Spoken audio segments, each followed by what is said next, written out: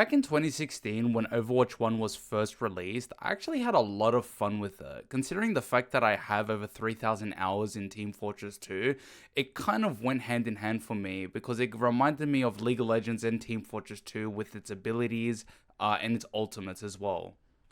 Everyone kept on saying the game is like as if League of Legends or Team Fortress 2 had a baby, or if Smite and Team Fortress 2 had a baby.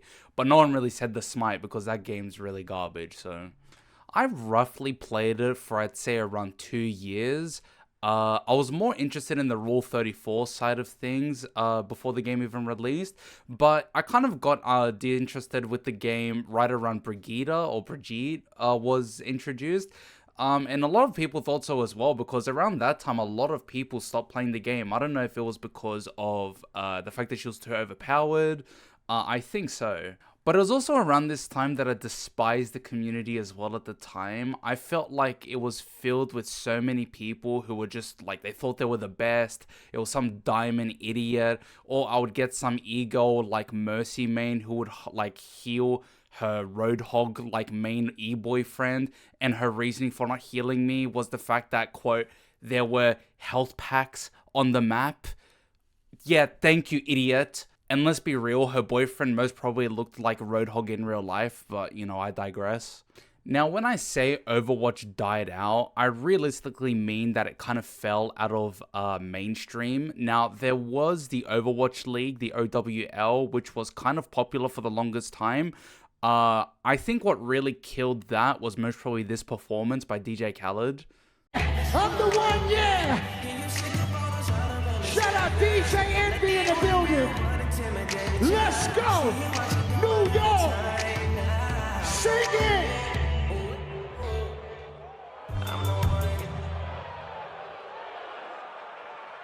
But because of this decline in the game, they decided to reboot the game and give it a second name, Overwatch 2. They announced this in 2019, and because of COVID, due to COVID-19, they delayed it up until 2022 of October 4th, and that's when they actually released the beta. Now, Blizzard did say before the release that the game would be similar to the first one. They said here that it would have cleaner visuals, better sound design, improved lighting. A really big change is that they would actually remove the one tank within the team, only allowing for one tank, 2 DPSs, and 2 healers. This would allow for 5v5 matches, which honestly was really good because the amount of tanks and shields in matches back then were crazy. But most importantly, they would have an implementation of PvE, which is players versus environments. Now, they've actually experimented with this a little bit. They actually had kind of like a MVM from Team Fortress 2 kind of thing, where you would have to protect something or defeat a boss, which was honestly really fun when they did do that. Players were rightfully annoyed at 2 things. So the first one was the fact that everything could have been congested in just one update to the original game, which has honestly been done even now with Counter-Strike Global Offensive, how Valve is releasing Source 2 for free, and it's literally rehauling the entire game from its physics to how everything looks. Now, the second negative thing that people complained about was the Battle Pass. Now, if you don't know what a Battle Pass is, you pay, I think it's between like $10 to $20, and the more you play the game, the more XP you get, and then the more kind of tiers within the Battle Pass you get to unlock stuff. Now, typically, this is actually a kind of okay thing to have in a game. I kind of enjoy it, I'm afraid to admit, just because it does provide value to a certain degree if you do play the game. A lot of the times it would just be DLCs beforehand, but now it's just kind of a battle pass, which is good. But the thing is that a lot of these skins and content would have just been free in the first game, but now they're behind a paywall. So it's kind of a get with the times addition to the game. They justified this by having Overwatch 2 be free to play and them implementing the PvE portion of the game as kind of like a separate campaign, just kind of like how Halo Infinite has free multiplayer but a paid campaign kind of thing. But even then, this trade wouldn't have been worth it because you're given free loot boxes in the first game anyway. If you play the arcade mode, if you won a certain amount of games, you would get a free loot box. And what would be in these loot boxes? Literally anything in the game. Like, you could get Halloween stuff, you could get free skins, you could get free emotes, like you could get like anything for free, which is honestly why a lot of players in the community gave Blizzard Activision at the time a lot of respect, because that wasn't really that common back in the day. But in the second game, they've completely removed loot boxes, and they've simply just put everything behind a paywall through the shop.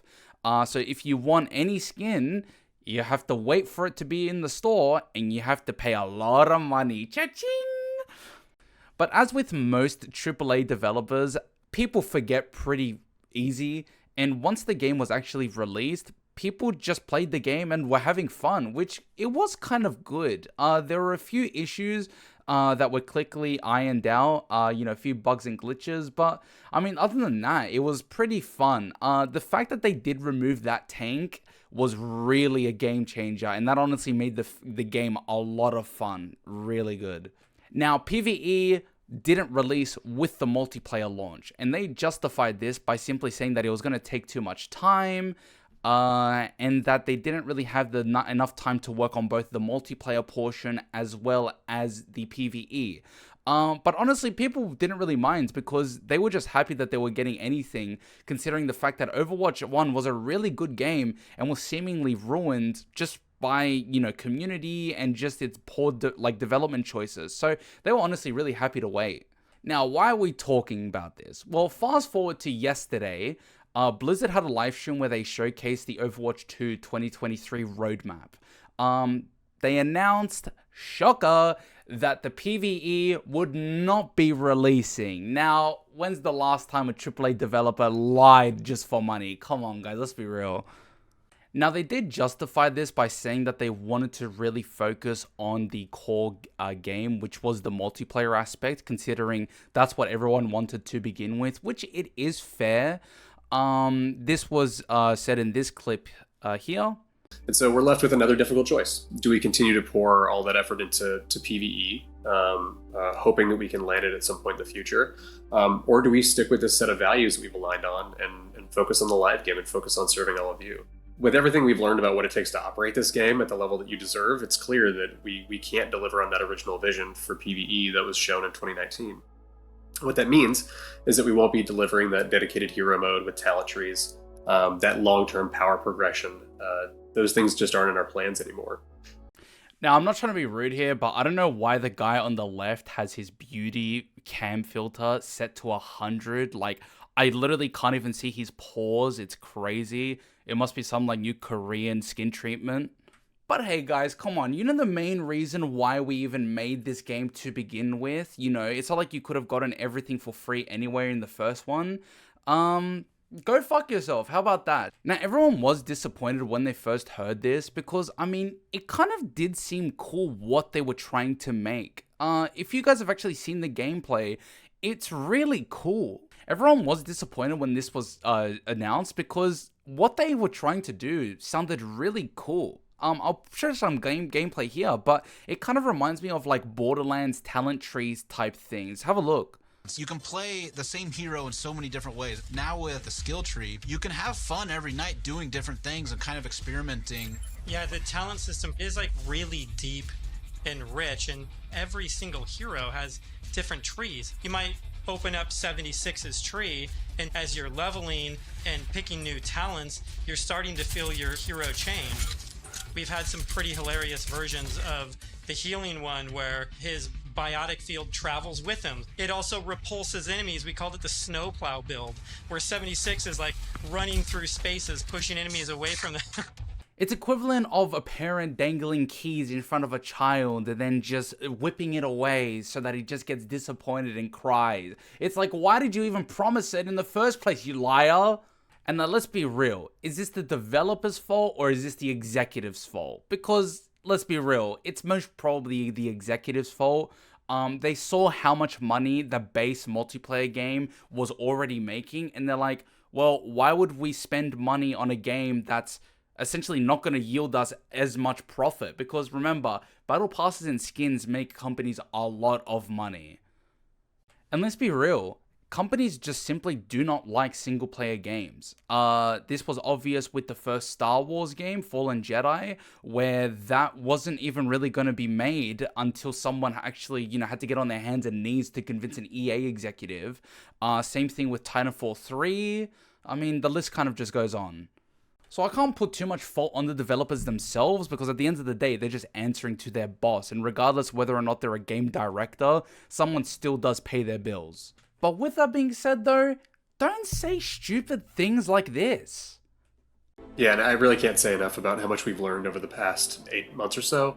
And more importantly, we've taken that learning and we've put it back into the game. So as early as Season 2, I think you start seeing some updates we've made based on your feedback and based on what we've learned.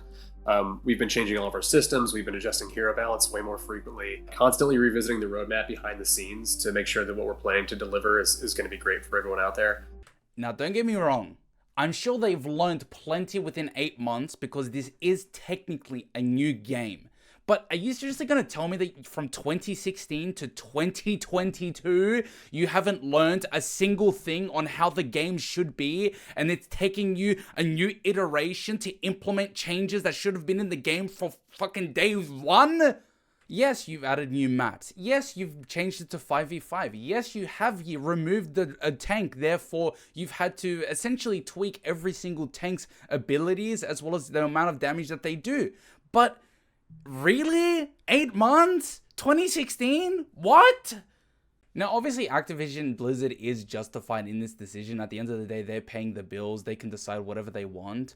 Considering the fact that they're bleeding dry from the amount of lawsuits that they've been charged with. What are the lawsuits about, you may ask? What's that? Oh, I can neither confirm nor deny these accusations. However, there is kind of good news as well. Jared, who was in the panel on the right, said, a clarification that I wanted to make is that while we will be making the decision to cut hero mode plus talent, we have a lot of great PvE content coming this year. Big story missions, new cinematics, co-op events, and single-player hero mastery missions are all on their way. Now, I'm a better man, right? So let's make a bet, shall we? Are we going to see these co-op and story elements released within the Battle Pass? Are they going to be free, or are they going to be sold separately? I think you know the answer, buddy. Don't even worry about it. I think you know the answer. But when I was reading up on this situation, I found a comment that kind of perfectly encapsulated my entire argument by Tay Zonde of all people. I don't know why. But he said PvE was never Overwatch's main thing the way it was with Left 4 Dead or Payday. But Blizzard promised a lot. They built an enormous PvE anticipation as the primary excuse for a new title and then portrayed it. Yeah. To end the video, should we hold companies accountable? Of course. Can we? Most probably not most of the time. But, even if they gave us essentially watered down product of what they once gave us previously in order to monetize their audience and even shadier practices, at least we can be happy with one thing. They did nerf Roadhog.